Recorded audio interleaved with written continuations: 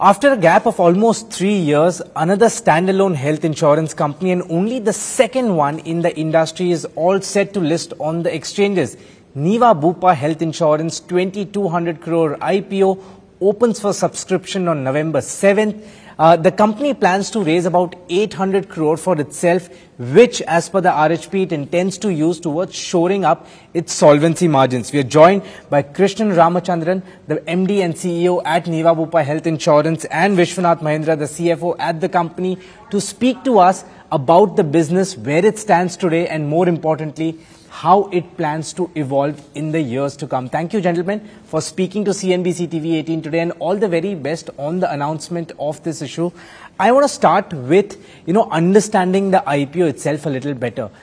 In the RHP, you've spoken about raising 800 crore rupees for yourself, which will help you in improving your solvency margins.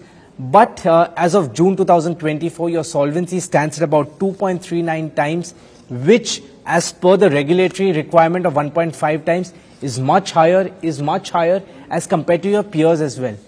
Why to raise this 800 crore than to improve an already improved solvency margin? We in Niva Bupa, our purpose is to give every Indian the confidence to access the best healthcare. So obviously we want to invest in growth and the objective of this capital raise, which is ahead of time, you're absolutely right, is to make sure that we are sufficiently funded to take care of the next phase of our growth. That's why we are raising this capital ahead of time, and we want to make sure that we are in a position to weather any shocks like COVID.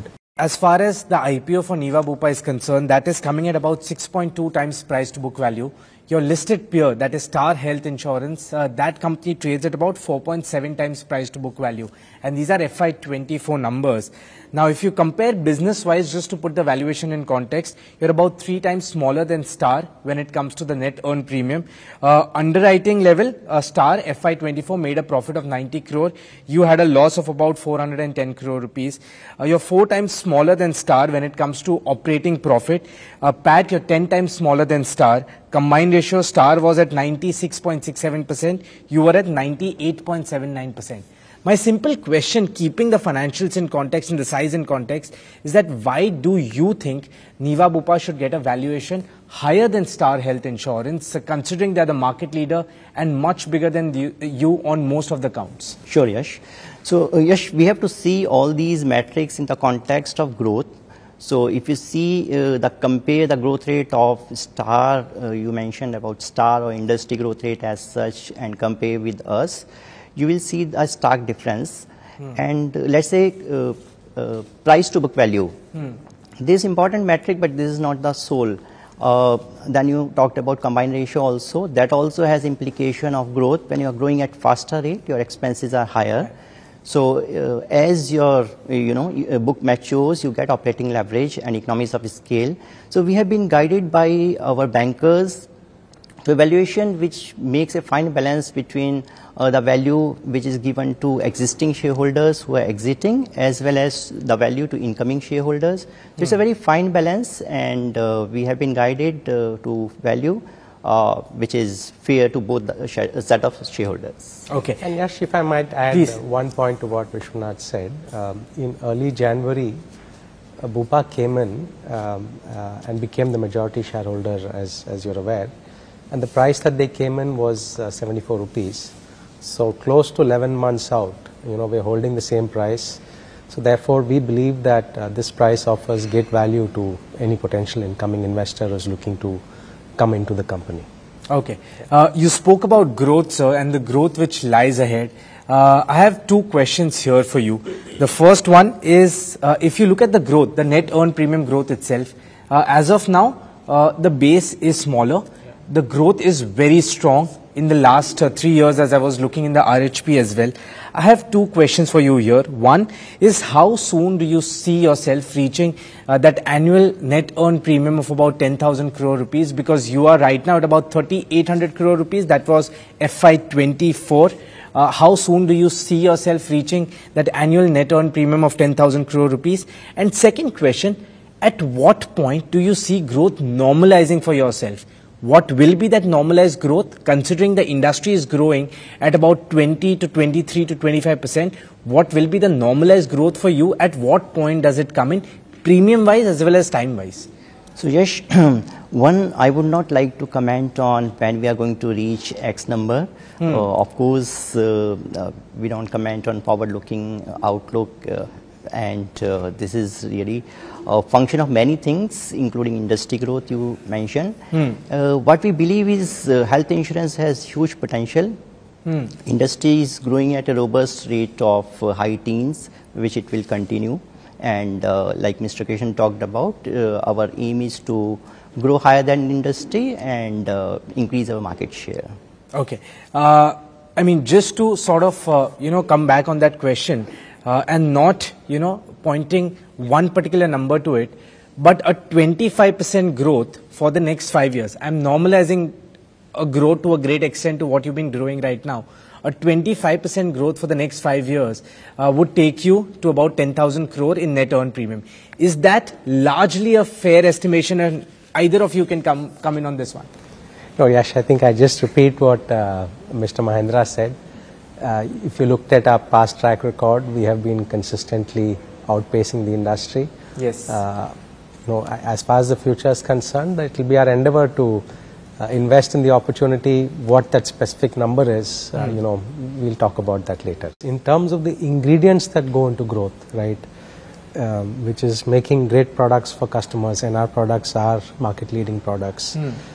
Investing in distribution expansion, whether that's agency, direct to consumer, digital, banks, we will continue to invest.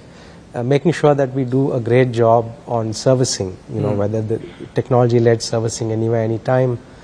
Claim settlement ratios in excess of 92%, renewal rates in excess of 90%. So I think the ingredients to growth, without directly answering your question, and in terms of our investment into those ingredients, including on talent and execution, I believe our objective will be to continuously focus and get better and better into what goes into driving growth.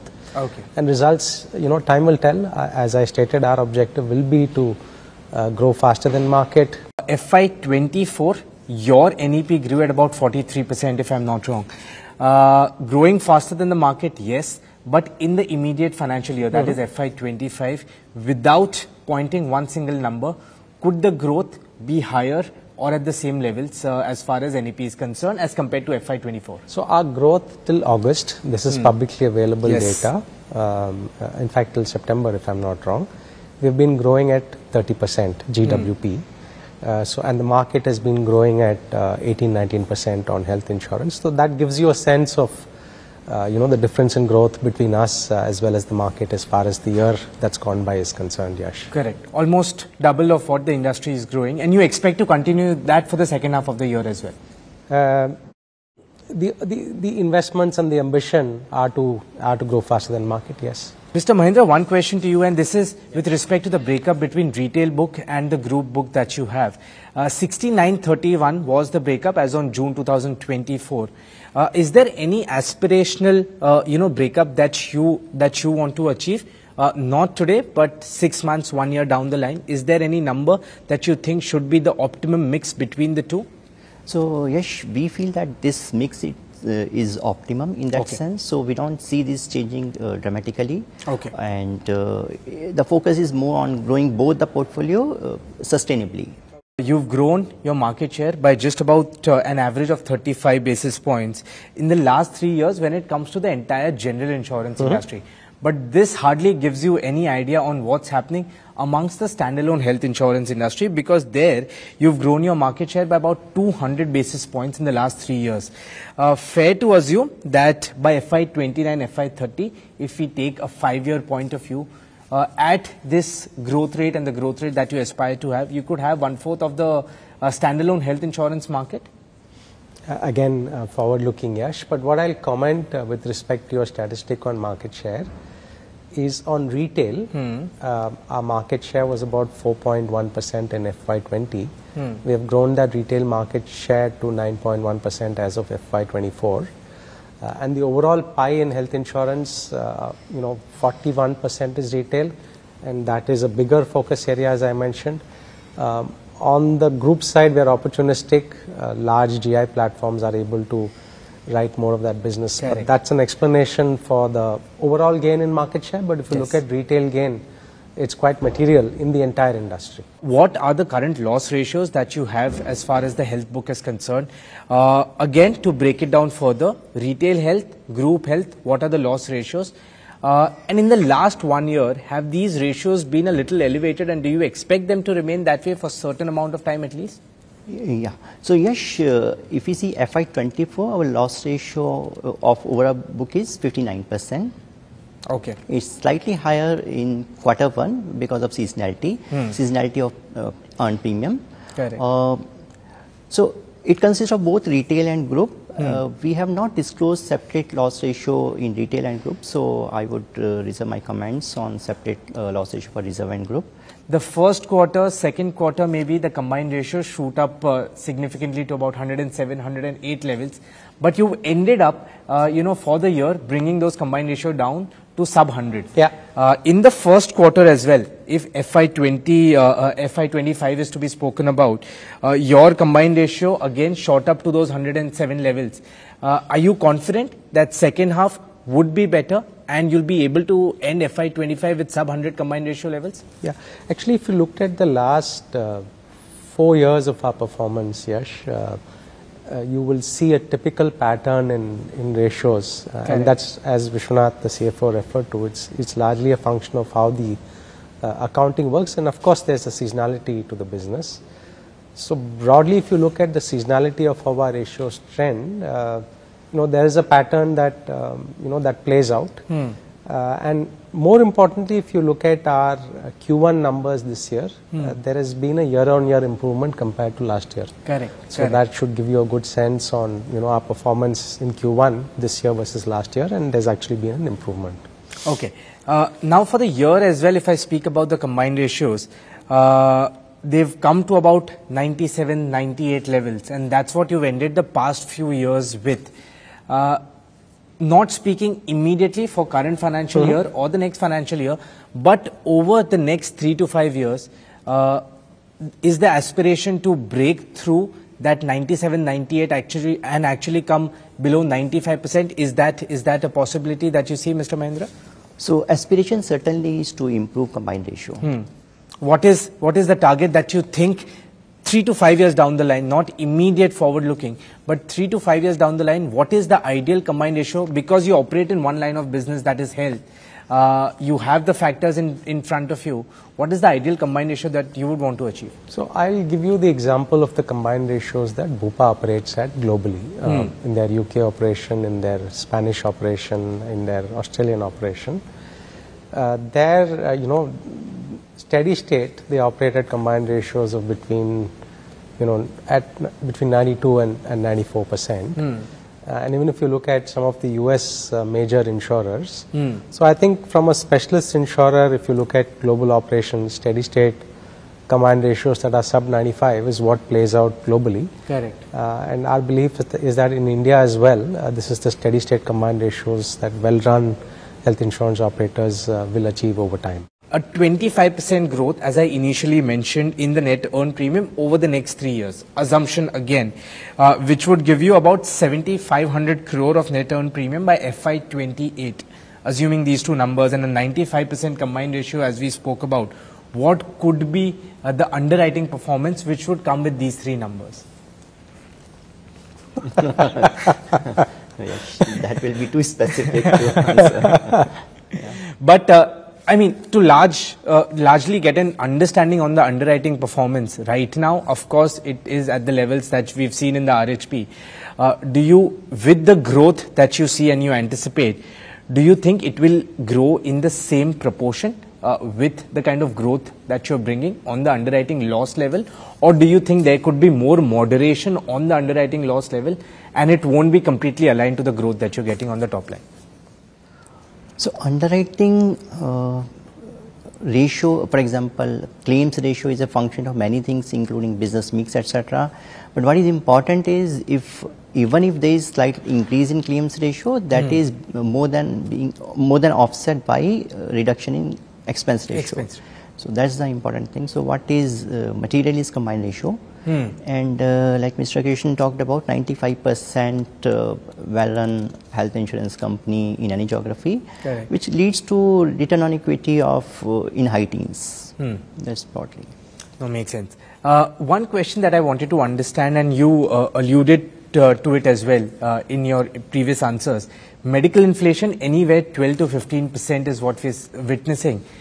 In a situation like that, how important does it become to take a price increase every year for a company like yours to keep up with that? And what should be an ideal price increase every year to keep up with the 12 to 15% medical inflation?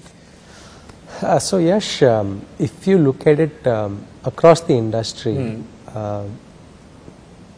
most operators, including us, are getting into a rhythm of annual price revision. Because like general inflation, right, there is salary inflation, there is all sorts of inflation. Medical inflation is a real phenomenon. And historically, companies used to wait in 2 to 3 year cycles to pass on this inflation, which resulted in fairly sharp price increases. Exactly. So as Niva Bupa, our strategy is to pass on medical inflation to consumers every year. And the objective is to keep the price increase at the portfolio level in single digit. Okay. So that's broadly our strategy in terms of taking price revisions. Some companies have announced this, but we have been doing this. If you looked at the history of our price revisions, we've been executing single digit price revisions on our mature products every year. Last 3 years, has it been high single digit, low single digit? More or less. More or less, yes, high single digit. High single digit. For this year, first half of the year is through. Have you yes, taken any price increase? And if yes, then how much is left for the balance part of the year? We are still contemplating on the balance, but we have taken price revisions on 2 of our products. Both Heartbeat as well as Reassure. We've taken single digit revisions at the portfolio level in these 2 products. How much does that contribute, both these products, to the premium, and how much would the price increase add to the premium? Heartbeat is small, Reassure is significant in our portfolio. Specifics I will not be able to comment, Yash. Okay. One final question as we conclude this interaction, and this is a very interesting thing that we've seen playing out in the industry. Of course, in anticipation of an approval for the composite insurance license, your peers have been speaking about diversifying into different portfolios like life insurance, specific term life protection products, like motor insurance as well. For you, does that make sense to diversify out of health insurance sectors also? Maybe in life, if not motor, and who knows, if motor as well. Because in the context of this, there's a very interesting report which recently came where the brokerage spoke about how the competitive intensity is expected to increase in the health insurance sector, and hence a lot of these players will start looking out for different areas of growth. Does that make sense to you to diversify either into life insurance or different insurance of the general insurance industry as well? So I'll give you my point of view. Yes. Globally, in many parts of the world, and this is basis my experience earlier as well as with Bupa, health is a very complex business. It requires focus, and focus results in expertise. If you look at the US market, it's dominated by specialist companies. If you look at UK, Bupa is the largest. If you look at Australia, Bupa is the largest. If you look at Spain, they are in the top 3 companies, right? And they are a specialist player. Our belief and strategy in India is that it's important that the expertise that comes with specialization is required to build and manage a health book. So the strategy that we have discussed and agreed with Bupa, which is our majority shareholder, is, there's benefits to being a specialist. They've done very well being a specialist. I have no reason to believe that, we will not do well by continuing to be a specialist, Yash. Okay. Thank you so much for speaking to us today, Mr. Ramachandran, Mr. Mahendra. Thank you so much for your time, and I hope that on the day of the listing, we'll get to catch up again and maybe get a few more numbers, which because of regulatory constraints, we could not get today. Thank you so much, and appreciate both of your time. Thank you very much, and wish us well. Thank you so much. All the very best. Thank you.